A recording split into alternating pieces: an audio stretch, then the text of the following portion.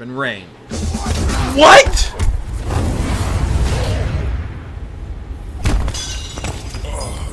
Son of a... You dead now! 3D Brawl. No. Unbelievable. It's unbelievable. It's unbelievable. It's unbelievable. Alright, so this next rush is 20 bad PS2 games you should play. Well, you still play. By Mojo Play. Now we're back at it more, man, because I always love reacting to every games if I could, because I know there's a lot of reason I want to react to it. So yeah, it does help me a lot for quite a lot of time. But I don't think most of the PS4 bad PS2 games are not that bad as it seems. I don't know what they're like complaining about on the PS2 games. I enjoyed it. Maybe. Well, me and my brother actually enjoyed it because as soon as I get the PS2 collected, hopefully, man, cause that'd be so cool. Very cool. Wait, what? The Matrix Pass of Neo? I mean, I did try it out. I for a longest. I was nearly almost beating the game because I think I'm stuck on the part of on the Matrix Reload era part, I believe. So how this game bad? I don't know. We're gonna find out. Good, Neil, but you're faster than that. Welcome to Mojo enjoyed it. Plays. And just because it's a bad game doesn't mean it's a bad game. Sometimes they're just Family misunderstood. Guy's that bad?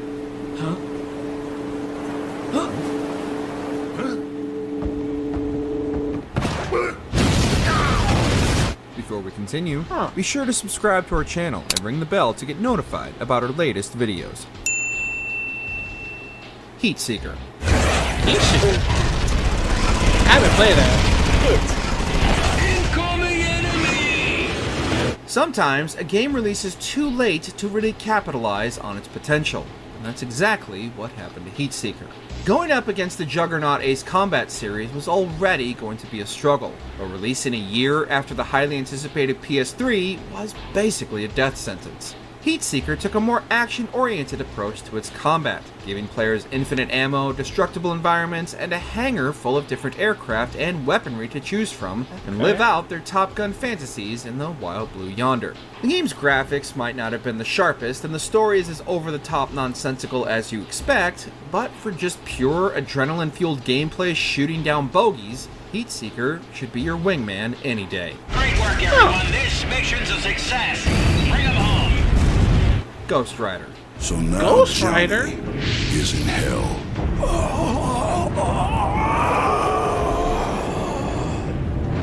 And he ain't too pleased about it. The PS2 had no shortage of licensed tie-in games, and while the majority of them were mediocre at best, there were undoubtedly more than a few standouts. One of these that got almost completely looked over, however, was the Ghost Rider tie-in game. A God of War clone in nearly every sense, the game was also widely mocked for the use of Kratos' combat system. However, despite these comparisons, does Ghost remind me Rider of that. is still a hell of a good time.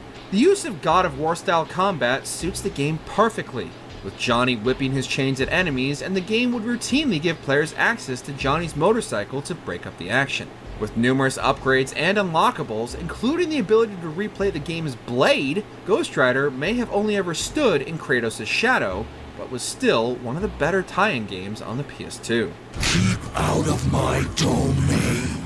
I think not. Until the next time. Disaster Report. Now, hold on a second. I saw this when I was a kid. I mean, I didn't get the chance to play it, but I saw this on X-Play on G4. Some of them, they're actually like copies of the same from Gods of War 2 that I played. And it's like the whole thing is like a God of War clone. or Devil May Cry clone, you ask me. And I actually enjoyed it. I haven't played it, but on this gameplay, on the videos that I actually saw it on the YouTube, I seen it, and it looks ain't that bad. I don't know why, but I guess, like you said, I guess it might have to do like a timing and all that type of stuff, but I would definitely love to get that for when I'm doing this collection soon, hopefully. But yeah, let's continue. Survival horror tends to Disaster focus on the report. player contending with all manner of supernatural monsters. But what if the monster is Mother Nature herself? Disaster Report tasks players with surviving a natural disaster and finding their way out of the city as the world crumbles around them. In addition to maintaining their own health and well-being, as well as their companions, the player must also investigate the cause of the disaster, which can lead to one of several different endings and branching paths for exploration. The world is incredibly realized and realistic despite the graphical limitations, and the overarching story is filled with numerous twists to keep the player engaged through to the end. The game includes numerous survival mechanics such as resource management and an upgradable pack, and the near constant threat of aftershocks is enough to keep even the most seasoned survivalist player on edge. Judge Dredd, Dread vs. Death. The most feared and respected of all the judges I haven't is tried out that Dredd. one too. He is the law. Judge Dredd might be the law, but his video game outings have left a lot to be desired. Dread vs. Death is definitely one of his stronger showings. Dropping players into a comic-accurate Mega City 1, Dredd needs to contend with not only the numerous murderous gangs of the city, but also supernatural enemies such as vampires and zombies. The game's combat is solid, and making use of Dredd's numerous ammo types on the game's varied enemies will reward players with different unlockables depending on their score. With a wide variety of environments, as well as the ability to play the game cooperatively or jump into the surprisingly fun multiplayer mode, Dread vs. Death might not be the definitive Dread experience like RoboCop Rogue City, but it's the closest this judge has come so far, and fans of the series will not be disappointed. On my way, That looks Control. fun. Dread out.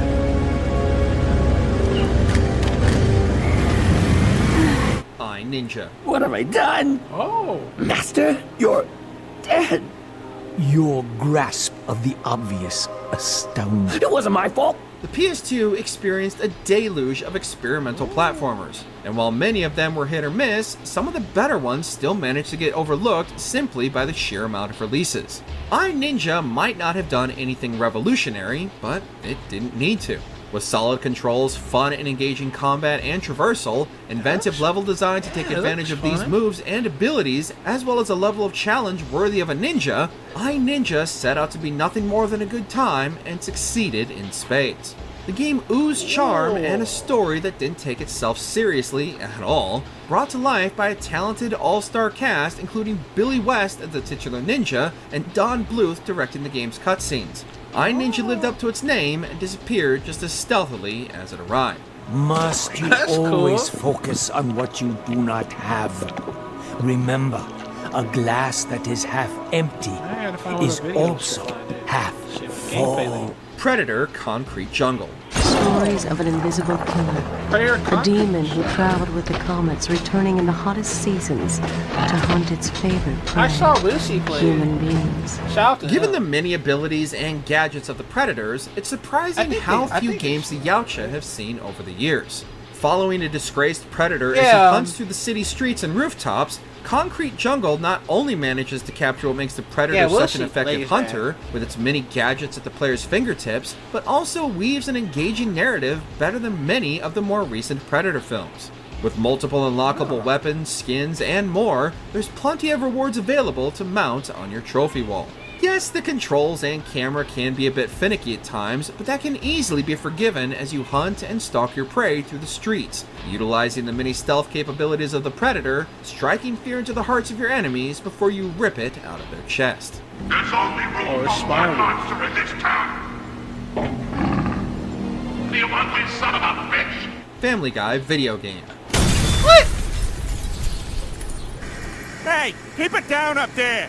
If that's Meg or some kind of squirrel, I'm gonna get my shotgun. Now, we're not going to pretend that any of the Family Guy games are masterpieces or even very good, but what they do manage to do is wholeheartedly capture the spirit of the show. With playable characters Peter, Brian, and Stewie, players jump, battle, or sneak their way through the game's many levels, each full of numerous gags. Now, I ain't gonna lie though, I did play when I was a kid for Family Guy. This one ain't that bad, but I was struggling out throughout, sneak past, Brian sneak past through one of the peoples, to find out Brian's not the father. Stewie, I guess try to kill, what's his name?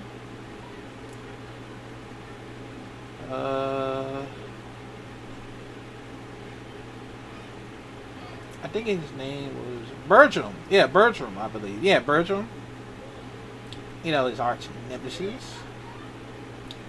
And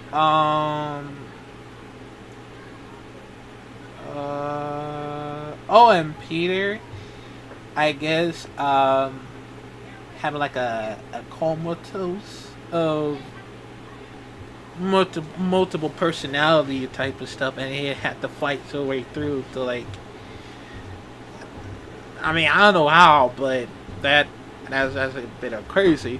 But I actually enjoyed it because I did play it throughout on the PSP, which I forgot, but I managed to play it through 100%, and I figured the whole thing out of everything on it.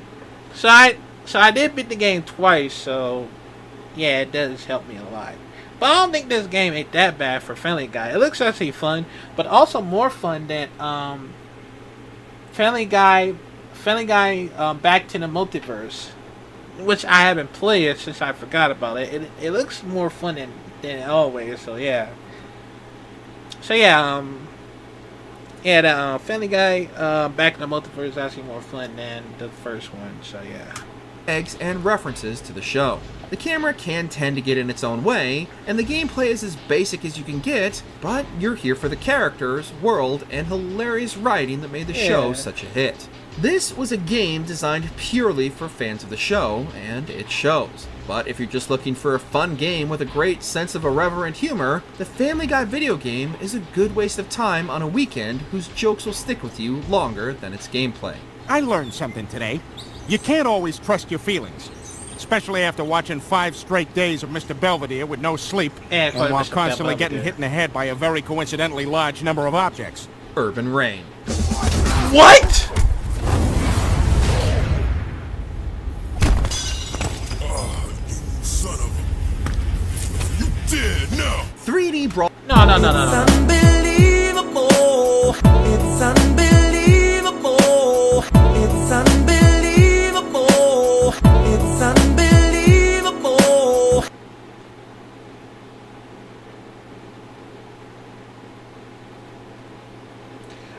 Are you serious right now?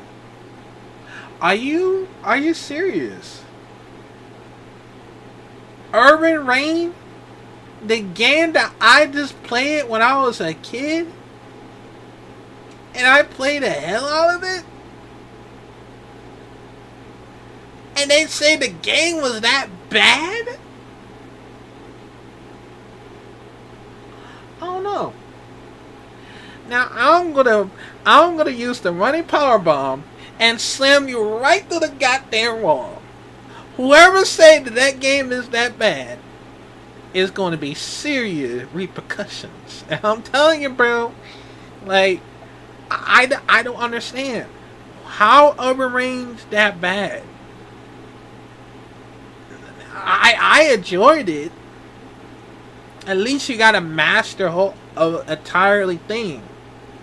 Like counters and all the combos, all that type of stuff.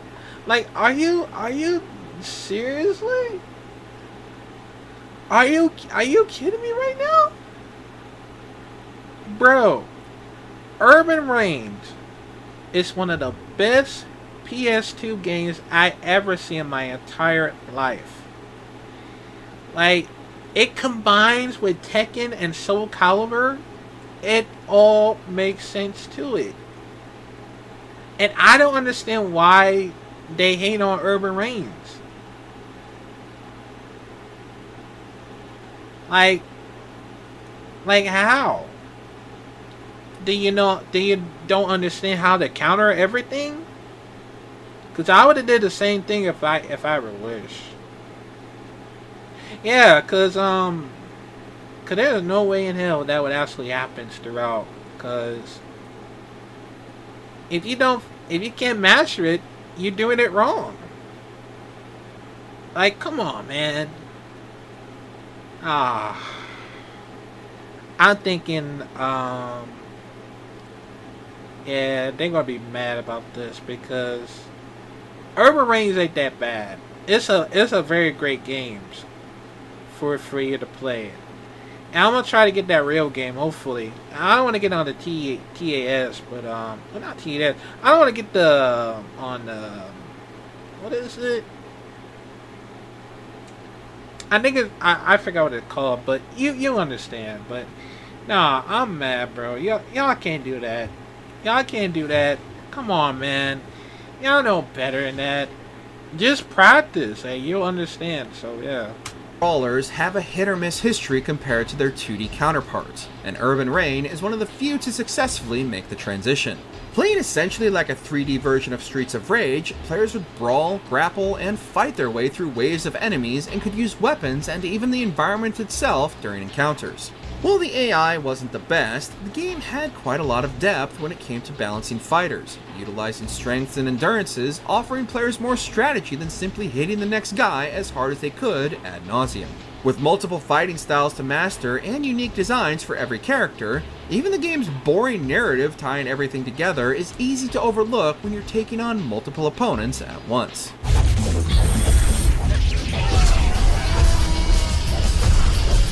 GoldenEye Rogue Agent. GoldenEye Rogue Agent? I never played that. I took it out. And reclaim what he took from you. The rewards will be great. Betting on nostalgia can be a dangerous prospect. The developers of Rogue Agent were likely relying on the name GoldenEye to carry Rogue Agent to the same heights as the former's notoriety, but instead split the fanbase. Years removed from this, however, Rogue Agent is a solid and competent FPS with some interesting ideas and changes to the established Bond lore fans are familiar with. The shooting itself is as solid as you'd expect, but it's the additional abilities granted by the game's titular Golden Eye that helps it stand out. In addition to the eye's abilities, players also have access to numerous weapons and even close quarter options such as taking a human shield. While Rogue Agent might not have lived up to the GoldenEye moniker, the title's multiplayer offering certainly did, and remains a true standout for the otherwise fun but generic Bond, but not really Bond, offering. Ooh, that's cool.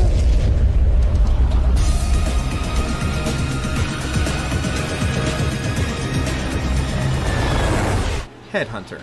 You and me, we were real close. I was number 1, you were right up there at second best. Only not everyone saw it that way till Ain't now. That the mainly PS2 era on was when video games started to Dreamcast? really embrace the summer blockbuster aspect of the medium, and Headhunter is the perfect example of this in action. Following a schlocky sci-fi plot revolving around conspiracies and a protagonist with the most generic hero name imaginable, Jack Wade, Headhunter nonetheless delivered on its promise of non-stop action entertainment. The camera could be a bit finicky, and the storyline might have taken itself a bit too seriously, but Headhunter still managed to evolve on much of the groundwork laid out by Metal Gear Solid 2 the year prior, even if it never managed to reach those same lofty heights. The game's world was wonderfully realized, and even managed to earn itself a sequel, Headhunter Redemption, that is equally worth your time.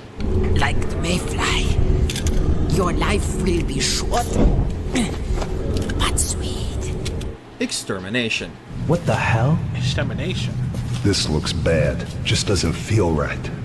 The survival horror boom of the PS2 era led to a lot of worthwhile titles getting overlooked or unfairly compared to other more popular mainstream titles, and Extermination is an unfortunate victim of this exact situation. Extermination wears its Resident Evil inspirations loud and proud, but did manage to differentiate itself in numerous meaningful ways. In some ways, Extermination is more akin to John Carpenter's The Thing than Resident Evil, with some truly grotesque creature designs along with the game's inventive infection system in place of a traditional health bar. Extermination also leaned more into action survival horror by giving players access to numerous high-powered and accurate weapon attachments. But this worked in the game's favor and helped further distance itself from the competition by focusing more on direct combat than jump scares. However, with other horror classics such as Silent Hill 2 releasing within the same window, Extermination was quickly overlooked and forgotten. If it isn't our alien friend, looks like a father and son reunion. Guess what? It's time to finish both of you. Futurama. And you died! Oh. I forgot. It was so funny! I guess you had to be there. While the majority of tie-in games seek to emulate the show or film they're based on, few have managed to perfectly capture the true essence of their material the way the Futurama game did. With a storyline crafted by the creators themselves, the entire voice cast reprising their roles, and the series' trademark self-referential humor, few have managed what the Futurama game did. The gameplay itself was nothing special. Fry shoots, Bender jumps, and Leela fights, but it was the self-aware fourth wall-breaking moments where the characters acknowledge they're in a game that perfectly captured the tone the series was known for. Making fantastic use of the series' iconic art style and cel-shaded aesthetic, the Futurama game feels like a lost episode of the show, and even casual fans will find a lot to love in this adaptation. Bad behind... Say again? Just get in. Dog's Life. So, you want to play another game? Are you kidding? Does a dog poo in the woods? Okay, here goes. Ready, Jake? Less talk, more action. Let's get this out of the way right now. Dog's Life is not a good game, but you should absolutely still play it regardless. The PS2 was the pinnacle of video game experimentation, and Dog's Life perfectly encapsulates this insanity. Dropping players into the adorable and sarcastic pup Jake, players need to use all their canine abilities to find and rescue the other dogs of Clarksville before they are caught and taken to a factory to be turned into cat food. What else would you expect from a game where farts count as a weapon? In addition to flatulence, players have access to smell-o-vision and can explore the countryside to complete challenges against other dogs in between the game's main story missions. Despite the ridiculous premise, the game is endlessly charming, and Jake's sarcastic personality eventually becomes endearing, all culminating in one of the wildest endings in a kids game ever. Miss Peaches is cat food.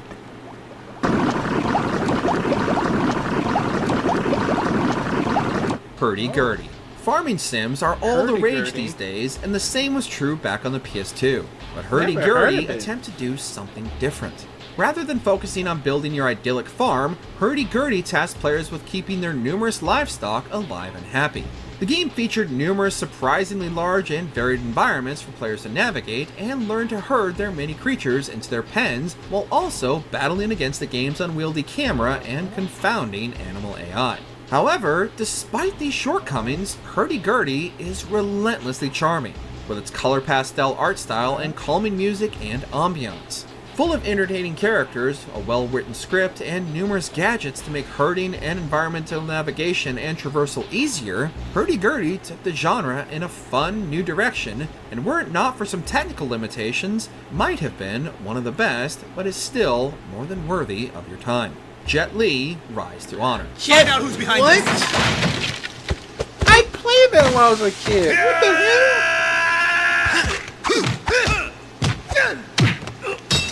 Like we said earlier, the PS2 slowly began to capitalize on the summer blockbuster entertainment of the medium, and no title better personified this idea than a game starring one of the martial arts greats of the early 2000s, Jet Li. By pointing the right analog stick towards the nearest enemy, players could unleash any number of moves, including environmental attacks, to both defeat and humiliate their foes. The story itself did a decent job, but had been told numerous times before, and better. It mostly just served to funnel the player from one combat encounter to the next, but it was still well told, and Lee's performance remains a standout. But that's not what you're here for, and this is certainly a game where the gameplay carries the experience. Fans of Sifu will not be disappointed in giving this one a try. It's over now. That's crazy, because I did play Jet Li Rise of Honor when I was a kid. My mom actually got me for my birthday. And, I ain't gonna lie, though. It looks actually fun, but it's actually struggling for quite some times when it comes for some of the parts that I've been stuck on. But I did enjoy it anyways, because I don't know, maybe I wasn't like playing it right sooner or later, and maybe like I had to like time it right and all that type of stuff. The only thing I stuck on is the motorcycle parts that I remember, and I don't know how, but it was actually a very struggling situation. So yeah. Oh, of course, the Matrix Path of Neo. Matrix Path of Neo. I just played that once again. Like this. That's why it's going to work. You could theoretically swap this entry for Enter the Matrix, and our point would still stand. But whereas that game was a tie into the movies, the Path of Neo recounts and expands on what players already know about The One. By finally giving fans what they had been demanding since Enter the Matrix, fans were given all the powers of Neo and not only replayed key moments from the film trilogy, but encountered new areas and enemies. And since the game was written and directed by the Wachowskis, all of it is considered canon. The action was fluid and fast-paced, the bullet time was as glorious as ever, and the final boss fight against Agent Smith went above and beyond the films, while acknowledging the creators wanted something more video gaming to close out their retelling of the films, and it's arguably all the better for it.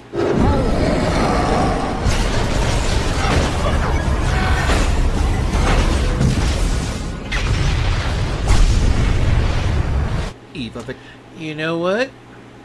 That would have happened at the Matrix Revolution. They would have make a canon like that, but they couldn't. Cause even though they would have tried a different way from the Matrix Path of Neo in the last ones, they would have did that. But the only thing is, it's gonna take a long time for that CGI. I mean, it would be impossible to do so, but even though that if Neo would have sacrificed, become an Agent Smith this entire time, and apparently everything just exploded. So, from the Major Revolution, I don't think it might make sense for him to be, become an Agent Smith this entirely time throughout in the movies. Yeah, I mean, they should have ended like that, because I don't know, maybe they thought they were switching up for quite some time. I mean, I don't know why, but oh well, at least for now, just in case. So yeah, what is this? Extinction. I see. They want to play dirty, huh? Oh, you ain't seen nothing yet. This is a personal guilty pleasure of mine. Even though I know it's technically terrible, but for some reason, it's a memory that has stuck with me for the last 2 decades. On a technical level, nearly everything about this game is broken. From the camera to the weak voice acting, bland and uninspired environments, poor performance, and slow plotting combat. There's a lot of reasons to ignore this game entirely. But even despite all of this, it still offers a decently fun time when everything manages to come together.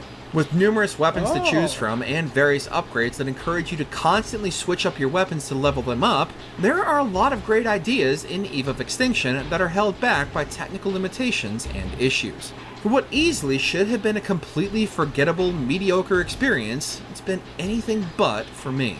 We didn't want to die. I see. But at least my plan was not a total failure. The Bouncer. What's with the sour face? Bouncer? You're scaring away the customers. Sorry. Just doing my job. Yeah. With the dawn of a new age of consoles with more graphical power than ever before, developers sought to make their games more cinematic, and naturally, Square was one of the first to take advantage of the hardware. One of their first releases, the Bouncer might have landed with more of a thud than the rapturous applause they were hoping for, but the Bouncer still delivered a decent, and even by today's standards, a graphically impressive showcase.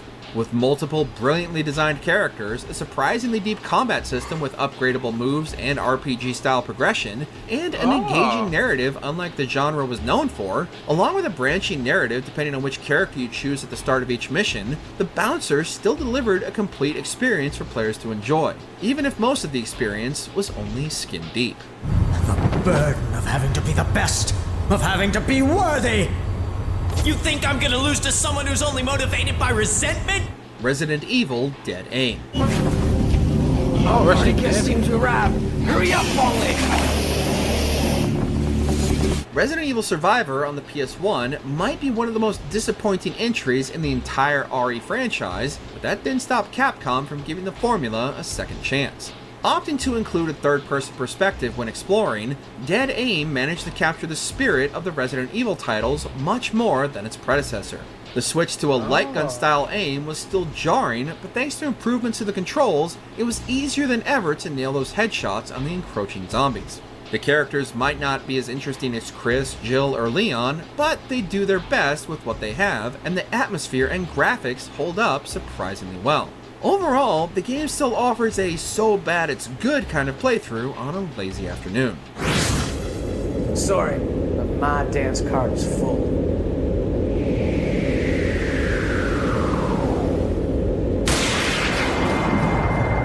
Dirge of Cerberus, Final Fantasy. I mean, I did play throughout for Resident Evil main series. Like 1, 2, 3, 4, 5, 6, 7, and 8, which I totally missed out on both of them at the same time. But I haven't seen any other spins off for something like Resident Evil Dead End, Resident Evil Revelations. I mean, I haven't seen them for, I don't know. And you know, maybe I just left out a little sooner or later. But seeing the Resident Evil Dead Aims, it seemed like it's more like a light gun to me, which I would have used it on the light gun controllers, but it's actually for the controller. I just heard about it, but it looks fun. But even though that, I don't know, because I think it's referring to from Resident Evil Survivors 1 and 2. Am I correct? I know. You know, let me know comment down below. And you know, yeah. I see 7. Oh.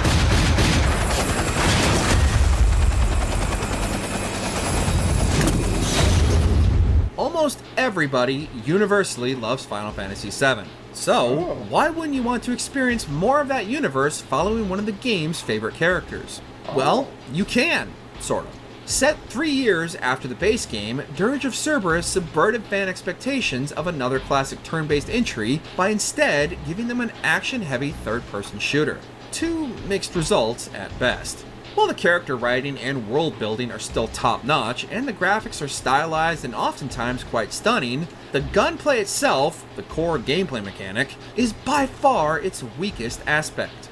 Die-hard fans will still find a lot to love and overlook any glaring issues, while those new to the Final Fantasy VII universe still owe it to themselves to see what happened after the events of the main game. You're just going to have to fight the game sometimes to see past its flaws, but it's worth the struggle. Why? I'm the one who should apologize. Which PS2 game do you know is technically bad, but you love it anyways? Share your picks in the comments below. Did you enjoy this video? Check out these other clips. I mean, I ain't gonna lie though, most of these games ain't that bad. But even though they have some very hard time, you know, learning how to control it, learn how to play and all that, that'll be a lot of struggling situations when it comes from me, you know, me playing one of the most bad games. But the other thing was terrible was Bad Boys Miami Takedown that I remember playing it. It was a terrible voice actors. And a terrible, I don't know. I mean, I enjoy it a little bit, but I don't know, man. I don't know, because a lot of these need to be answered of how, you know, how in Will Smith and Mark Lewis not be in for the first time, you know, voice acting on the Bad Boys Miami Takedown. I don't know how, but I guess it was like too expensive, so they had to bring one of the most terrible voice actors to actually sound like them. I don't think so. I don't think so, okay? So, but yeah. But I actually enjoyed it, man. But the only thing that made me mad is Urban Reign. This game ain't that bad. That game was actually fantastic. And I should probably get it next time when I'm doing this collection. Hopefully. But I enjoyed it, man. But let me know, comment down below what y'all think about it. What is the game that you actually play it, but it's not that bad? I don't know. Y'all let me know, comment down below, and I'll see you in the next video.